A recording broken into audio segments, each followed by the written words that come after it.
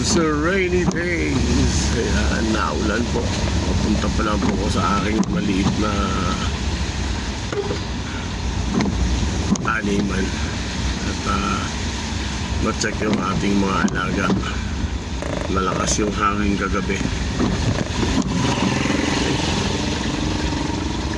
At bigyan muna tayo dito ng daan.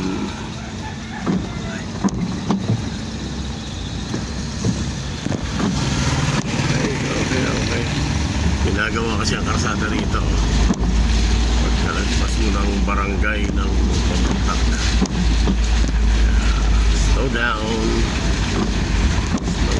Good morning, magandang umaga. Umagang kaganda. Salamat.